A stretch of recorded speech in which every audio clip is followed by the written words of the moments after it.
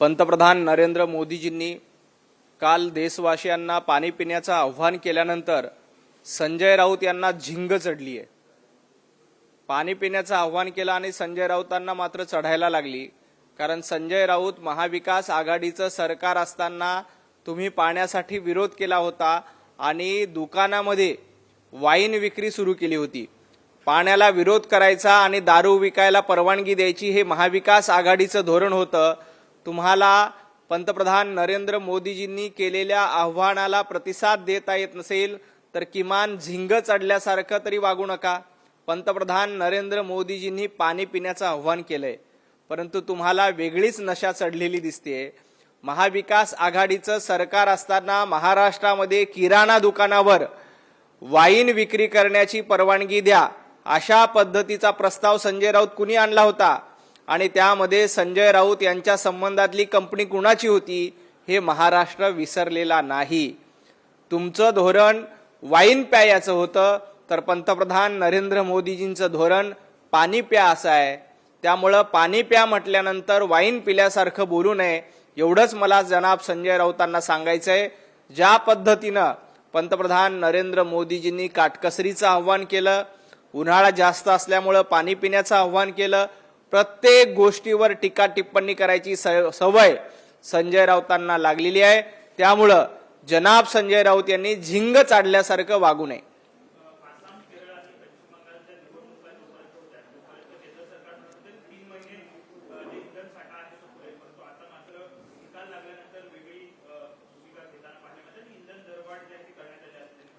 जनाब संजय राऊत, भारताकडे पुरेसा इंधन साठा शिल्लक आहे। आपण लक्षात घ्या, काही लोक जाणीवपूर्वक डिझेलचा आणि पेट्रोलचा साठा करत आहेत। काही जिल्ह्यांमध्ये दरवेळेपेक्षा 50% 75% मागणी वाढलेली आहे। ही मागणी का वाढली आहे? कारण काही जण साठेबाजी करून पेट्रोल आणि डिझेलचा काळा बाजार करण्याचा प्रयत्न करतात। आणि राहिला प्रश्न इंधन दरवाढीचा, तर चीनमध्ये जवळपास 25 ते 30% इंधन दरवाढ झाली आहे। पंतप्रधान नरेंद्र मोदीजींमुळे आज आपल्याकडे 4 ते 5% इंधन दरवाढ झालेली आहे। येणाऱ्या काळामध्ये युद्धाची परिस्थिती नियंत्रणात आल्यानंतर हे दर पुन्हा नियंत्रणात येतील, कमी केले जातील। सर्वसामान्य नागरिकांना झळ बसू नये यासाठी सरकार विशेष प्रयत्न करते।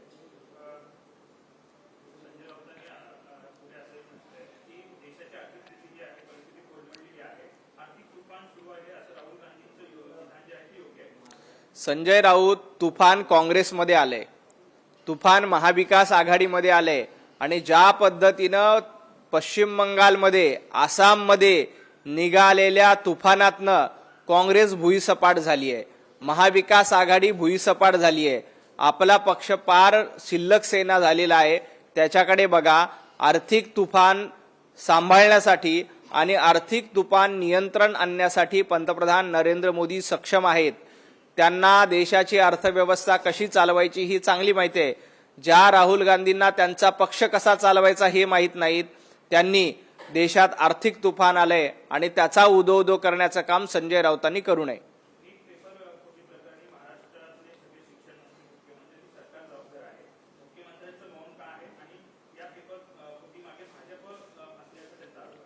नीट पेपर फुटी प्रकरणात कारवाई कोणी केली? सरकारने स्वतःहून कारवाई केली। ज्या वेळेला लक्षात आलं की पेपर फोडून काही विद्यार्थ्यांचं नुकसान करण्याचा प्रयत्न केला गेला, त्यावेळेला सरकारनं कुणालाही पाठीशी घातलं नाही। देवेंद्रजी फडणवीसांनी कुठेही मौन बाळगलं नाही। उद्धवजी ठाकरे सारखे मौनी बाबा देवेंद्रजी फडणवीस नाहीत। त्यांनी सांगितलं, नीट पेपर प्रकरणामध्ये जे कोणी दोषी असतील त्यांच्यावर कारवाई करा, कुणालाही सोडू नका। ते काँग्रेसचे कच्चे बच्चे असतील तरी त्यांनाही पाठीशी घालू नका। संजय राऊतांनी काँग्रेसला जाब का विचारला नाही? नीट पेपर फुटी प्रकरणामध्ये काँग्रेसचं थेट कनेक्शन समोर आल्यानंतर देखील संजय राऊत त्यांना जाब विचारण्याची हिंमत करत नाहीत। मुख्यमंत्री देवेंद्रजी फडणवीसांनी ज्या वेळेला लक्षात आलं की महाराष्ट्रामध्ये पेपर फुटीचं काही कनेक्शन आहे, त्यावेळेला अशा लोकांना बेड्या ठोकण्याचं काम, ताब्यात घेऊन चौकशी करण्याचं काम हे केंद्र सरकारच्या माध्यमातून, सीबीआयच्या माध्यमातून, राज्य सरकारच्या माध्यमातून केलंय। नीट पेपर फुटी प्रकरणात विद्यार्थ्यांच्या जीवाशी खेळणाऱ्यांशी आणि शिक्षणाचा खेळखंडोबा करणाऱ्यांना कुणालाही सोडलं जाणार नाही, हे जनाब संजय राऊतांनी लक्षात ठेवावं।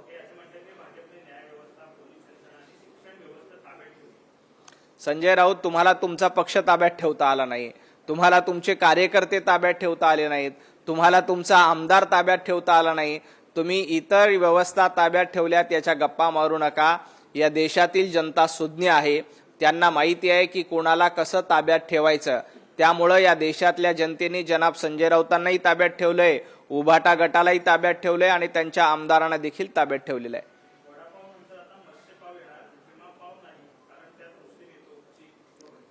संजय राऊतांना अलीकडच्या काळामध्ये खिमापाव जास्त प्रिय वाटायला लागलाय, वडापाव त्यांना प्रिय वाटत नाही आणि मत्स्यपाव येऊन आमच्या कोळी बांधवांसाठी एक नवी संधी निर्माण केली जात असेल तर संजय राऊतांनी एवढं दुखायचं कारण काय? मत्स्यपावच्या माध्यमातून आमच्या कोकण किनारपट्टीतील कोळी बांधवांना रोजगाराच्या नव्या संधी येतील। मुंबईमध्ये आजपर्यंत आपण चवीने वडापाव खात होतो, येणाऱ्या काळामध्ये आता मत्स्यपाव येईल। मत्स्यपाव आल्यानंतर त्याचं स्वागत संजय राऊतांनी करायला पाहिजे, परंतु कोळी बांधवांना विरोध करायचा, कोकणी बांधवांना विरोध करायचा आणि अलीकडच्या काळामध्ये संजय राऊतांना वडापावपेक्षा खिमापाव जास्त प्रिय झालाय। कारण त्यांना वाटतं की खिमापाव खाल्ल्यानंतर आपल्याला जे खिमापाव खाणारे आहेत ते मतदार करतील आणि त्याच्यामुळं दाढ्या कुरवळण्याचं काम खिमापाव खाऊन हे संजय राऊत करतायत। परंतु लक्षात घ्या, तुम्ही कितीही दाढ्या कुरवळल्या, अफजल खान यांनी औरंगजेब फॅन क्लब चालवण्याचा कितीही प्रयत्न केला तरी त्याचा उपयोग होणार नाही। तुम्ही कोकणी लोकांच्या मत्स्यपावाला विरोध करतायत, तुम्ही कोळी बांधवांना विरोध करतायत, कोकणी बांधवांना विरोध करतायत। हा कोळी आणि कोकणी बांधव तुम्हाला धडा शिकवल्याशिवाय राहणार नाही।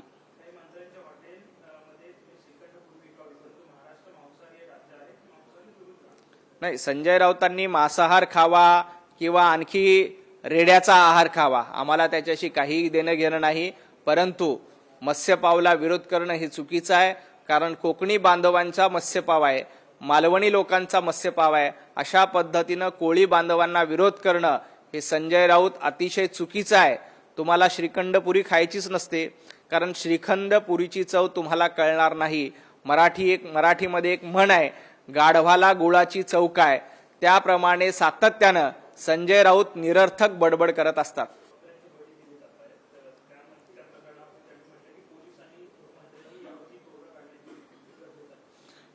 संजय राऊतांनी आज पत्रकार परिषदेमध्ये बळी देण्याचं समर्थन केलंय। बकरी ईदच्या निमित्ताने बळी देण्याला आमचा विरोध नाहीये, परंतु बळी कुठं द्यायचा? सार्वजनिक ठिकाणी बळी द्यायला निश्चितपणे विरोध केला जाईल। तुम्हाला बळी द्यायचा असेल तर तुमचा सण घरामध्ये साजरा करा, त्याला आमचा विरोध नाहीये, परंतु आपलं मतांचं लांगुलचालन करण्यासाठी संजय राऊतांच्या माध्यमातून अशा पद्धतीनं रस्त्यावर, सार्वजनिक ठिकाणी, सोसायट्यामध्ये बकऱ्यांचे बळी दिले जातात, त्याचं समर्थन दुर्दैवानं जनाब संजय राऊत करतायत। आज वंदनीय हिंदू हृदय सम्राट बाळासाहेब ठाकरे असते तर संजय राऊतांच्या पेकाटामध्ये लाद घातली असती, कारण सातत्यानं बाळासाहेब ठाकरे यांनी अशा पद्धतीच्या प्रथा परंपराला विरोध केला होता। त्यांनी कधीही उघड्यावर नमाज पाडणं असेल किंवा उघड्यांवर बळी देणं असेल या परंपरेचं समर्थन केलं नाही, परंतु दुर्दैवाने आज संजय राऊत फक्त आणि फक्त मतांसाठी, दाढ्यांची मतं आणि अफजल खानांच्या औलादीची मतं आपल्याला मिळावी म्हणून अशा पद्धतीनं बकरी ईदचं रस्त्यावर समर्थन करतायत, त्या कुर्बानीचं रस्त्यावर देण्याचं समर्थन करतायत। परंतु एक लक्षात घ्या, इथला हिंदू बांधव जागा झालाय। तुम्ही अशा पद्धतीचं समर्थन करत असाल तर येणाऱ्या काळामध्ये इथली जनता तुम्हाला धडा शिकवेल।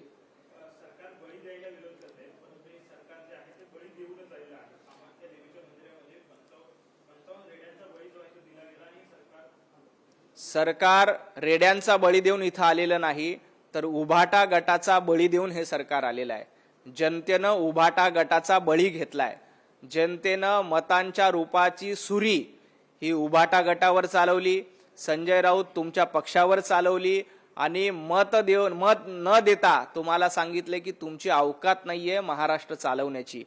तुम्हाला आमदार तुम्ही जवळपास 90च्या पेक्षा जास्त जागा विधानसभेला लढल्या, फक्त 20 आमदार निवडून दिले.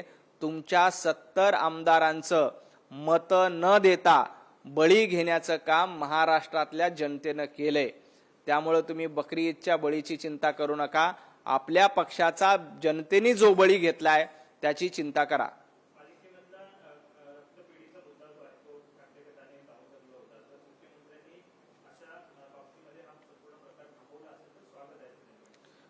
महाराष्ट्रामध्ये किंवा मुंबई महापालिकेमध्ये किंवा कुठल्याही व्यवस्थेमध्ये भ्रष्टाचार होत असेल तर त्याला रोखण्याचं काम मुख्यमंत्री देवेंद्रजी फडणवीस अतिशय समर्थपणे करतायत.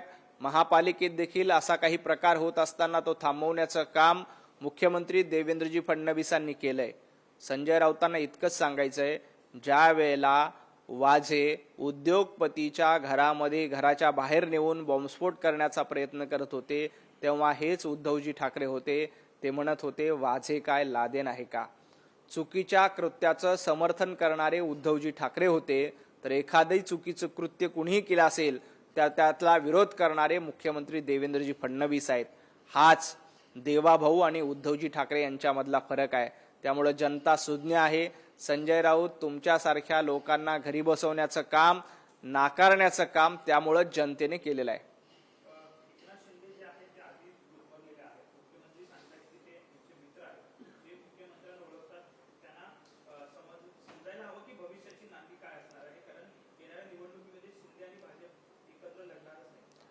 संजय राऊत, एकनाथजी शिंदे गुदमरलेले नाहीत, तर तुमच्या पक्षाचे नेते दमलेले आहेत.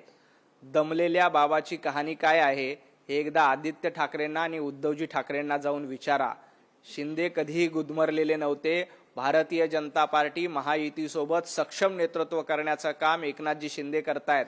परंतु दमलेल्या बाबांची कहाणी ही मातोश्रीवर कशा पद्धतीनं सुरू आहे, कोण कसं गुदमरलंय, काँग्रेसमध्ये कसं तुम्हाला किंमत दिली जात नाही, मातोश्रीवर आज काय अवस्था आहे, दमलेल्या बाबाची कहाणी कोण कोणाला सांगतंय, हे एकदा संजय राऊतांनी मातोश्रीवर जाऊन विचारलं पाहिजे.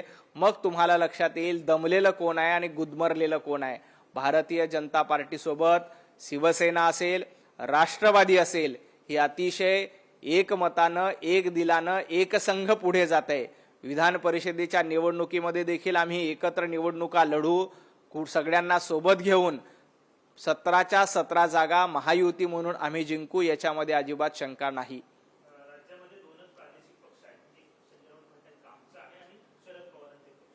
नाही, हे खरं आहे की राज्यामध्ये दोनच प्रादेशिक पक्ष आहेत. एक वंदनीय हिंदू हृदय सम्राट बाळासाहेब ठाकरे यांची शिवसेना जी एकनाथ शिंदेसोबत आहे, आणि दुसरं स्वर्गीय अजितदादा पवार यांच्यासोबत असलेली राष्ट्रवादी काँग्रेस पार्टी. आता उभाटा गट हा पक्ष राहिलेला नाही, तो गट आहे. शरद पवार गट हा पक्ष राहिला नाही, तो गट आहे. त्यामुळे प्रादेशिक पक्ष दोनच आहेत आणि उरलेले दोन गट आहेत. येणाऱ्या काळामध्ये या गटाच्या गटांगळ्या आणखी खाल्ल्या जातील आणि हा पक्ष वंचित आणि किंचित आघाडीपेक्षाही वाईट अवस्थेत जाईल, याच्यामध्ये शंका नाही. त्यामुळेच उद्धवजी ठाकरे गेल्या काही दिवसापासून शांततेत घरामध्ये बसलेत, कारण त्यांना माहिती आहे की आपल्या गटाची वाताहत करण्याचं काम संजय राऊत यांच्या मार्फत सुरू आहे.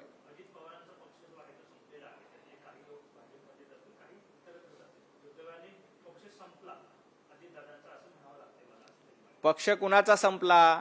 अजितदादांचे महाराष्ट्रामध्ये 54-55 आमदार आहेत. त्याला पक्ष संपलेला म्हणत नाहीत. ज्या पक्षाचे 50 पेक्षा जास्त आमदार असतात ते पक्ष संपलेले नसतात. संजय राऊत तुमच्या पक्षाचे 20 आमदार नाहीयेत. या येणाऱ्या विधान परिषदेच्या निवडणुकीला तुमचा एक आमदार निवडून येऊ शकत नाही, त्याला संपलेला पक्ष म्हणतात. आणि सगळ्यात महत्वाचं म्हणजे महापालिकेला तुम्हाला भोपळा फोडता आला नाही, जिल्हा परिषदेला तुम्हाला भोपळा फोडता आला नाही, पंचायत समितीला तुमच्या उमेदवारांनी निवडणूक लढण्याच्या आधीच माघार घेतली. ज्यांना उमेदवार मिळत नाही असे पक्ष संपलेले असतात. अजितदादा आज सरकारमध्ये आहेत, अजितदादांचे मंत्री सरकारमध्ये आहेत, अजितदादांचा पक्ष सरकारमध्ये आहेत. त्यामुळे तुम्ही अजितदादांच्या पक्षाची चिंता करू नका, आपल्या उरल्या सुरलेल्या पक्षाची चिंता करा. आणि ज्या शिवसैनिकांनी, ज्या निष्ठावान शिवसैनिकांनी तुम्हाला लाथ मारली अशा उरलेल्या पक्षाची संजय राऊतांनी चिंता करावी.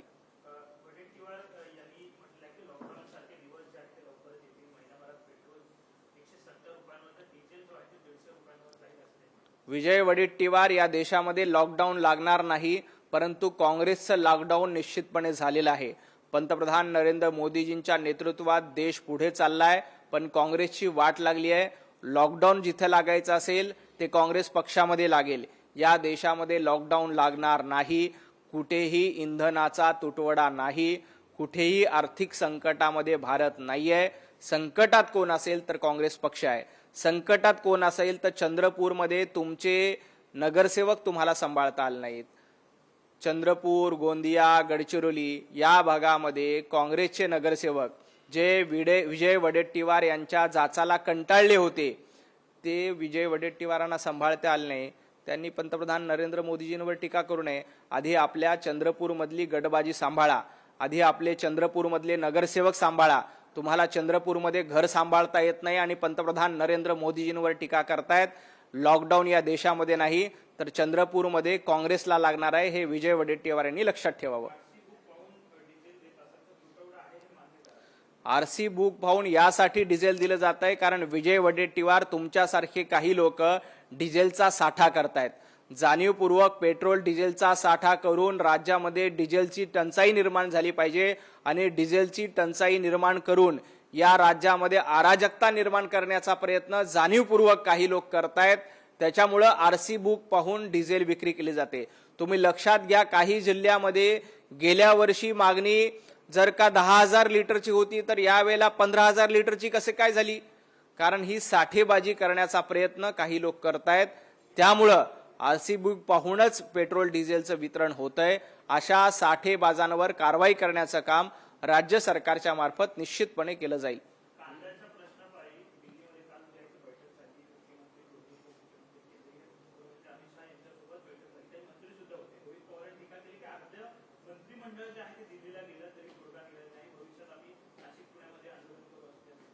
रोहित पवारांनी आपले आजोबा शरद पवार यांना एकदा विचारलं पाहिजे की अर्ध मंत्रिमंडळावर प्रश्नचिन्ह उपस्थित करण्यापेक्षा आजोबा तुम्ही 10 वर्ष या राज्याचे कृषी मंत्री होता. महाराष्ट्रामध्ये सर्वाधिक शेतकऱ्यांच्या आत्महत्या का होत होत्या? तुम्ही 10 वर्ष केंद्रामध्ये मंत्री होतात तरी देखील कांद्याचा प्रश्न, कांद्याला कधीही काँग्रेसच्या सरकारनं, शरद पवार साहेब कृषी मंत्री असताना 15 रुपयाचा हमी भाव कधीही काँग्रेसनं कांद्याला दिला नाही, ना रोहित पवार यांच्या आजोबांनी दिला. आज बघा, स्वतः मुख्यमंत्री देवेंद्रजी फडणवीस यांनी पुढाकार घेतला, अमित शहा यांच्यासोबत बैठक केली आणि त्या बैठकीमध्ये तोडगा निघाला. येणाऱ्या 4 दिवसामध्ये कांद्याचा प्रश्न हा संपलेला असेल. रोहित पवारांनी आपल्या आजोबाच्या हयातीमध्ये, शरद पवार साहेबांच्या हयातीमध्ये महाराष्ट्रातल्या शेतकऱ्यांची स्थिती काय होती याचा थोडासा अभ्यास करावा. कदाचित त्यावेळेला रोहित पवार थोडेसे लहान असतील, त्यांना आठवत नसेल, तर मी काही बातम्या, त्यावेळची शेतकऱ्यांची आकडेवारी ही रोहित पवारांना पाठवून देतो. त्यांनी अभ्यास करावा आणि मग पंतप्रधान नरेंद्र मोदीजी आणि देवेंद्रजी फडणवीसांना प्रश्न विचारावेत.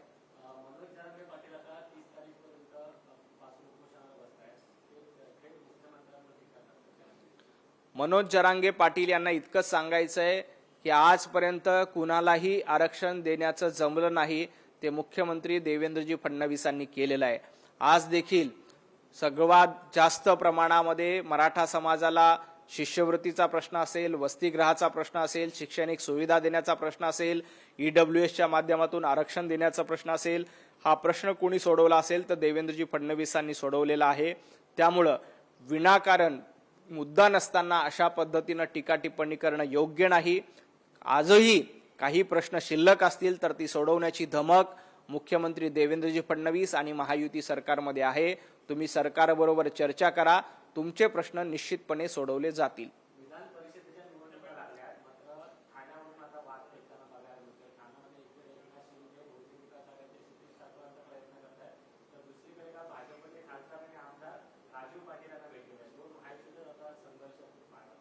एक 2 दिवस थांबा. विधान परिषदेचा सगळा तिढा सुटलेला असेल. ठाण्याची जागा असू द्या, नाशिकची जागा असू द्या, यवतमाळची जागा असू द्या, नाहीतर पुण्याची जागा असू द्या, सर्व प्रश्न येत्या 1-2 दिवसामध्ये सुटलेले असतील. एक निश्चित, आम्ही ठाणे असू दे, पुणे असू दे किंवा महाराष्ट्रातल्या 17च्या 17 विधान परिषदेच्या निवडणुका असू द्या, आम्ही महायुती म्हणून लढणार आहोत आणि 17ही जागांवर महायुतीचा झेंडा फडकणार आहे.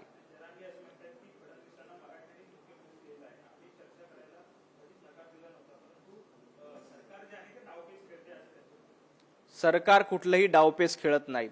डावपेच खेळणं कशाला म्हणतात हे मनोज जरांगे पाटलांना चांगलं माहिती आहे. आज जे काही केलं जातंय ते डावपेचाचाच भाग आहे का असा प्रश्न देखील महाराष्ट्रातल्या जनतेला पडतोय.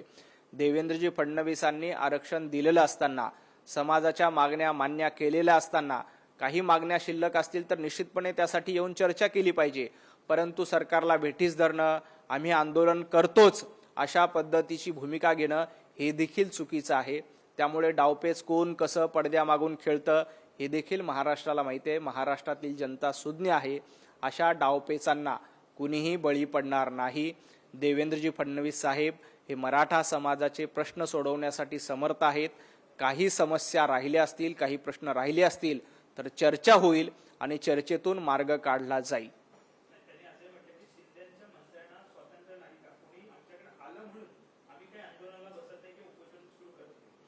नाही, ते महाराष्ट्रातील जनता ठरवेल.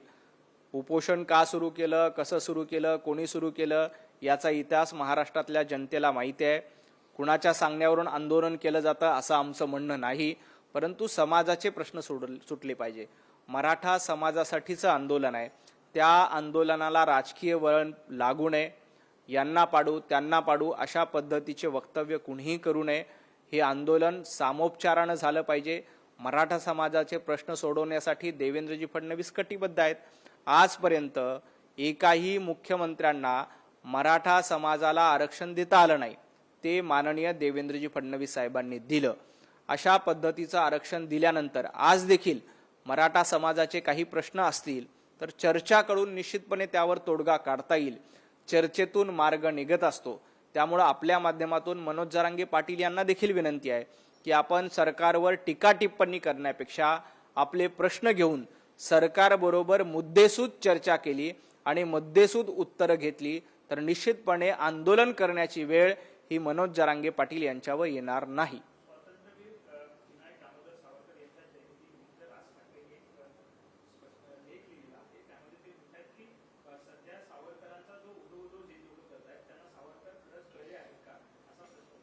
मला वाटतं राज ठाकरे यांनी हा प्रश्न राहुल गांधींना विचारला असेल. राज ठाकरेंनी हा प्रश्न उद्धवजी ठाकरे यांना विचारला असेल. कारण उद्धवजी ठाकरे स्वातंत्र्यवीर सावरकरांचा सातत्यानं उदो करतात, परंतु त्यांना सावरकर खरंच कळले का हा प्रश्न आहे.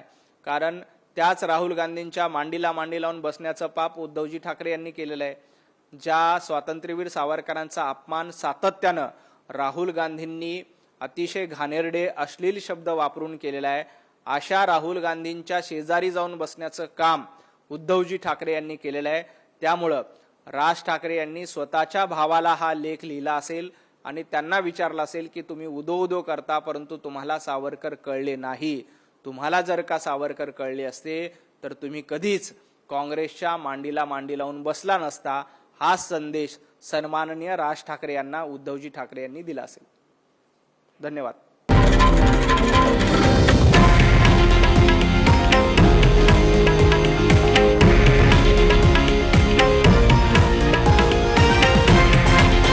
हे आहे देशातील नंबर 1 न्यूज नेटवर्क आणि आपण पाहत आहात TV9 मराठी, एकमेव.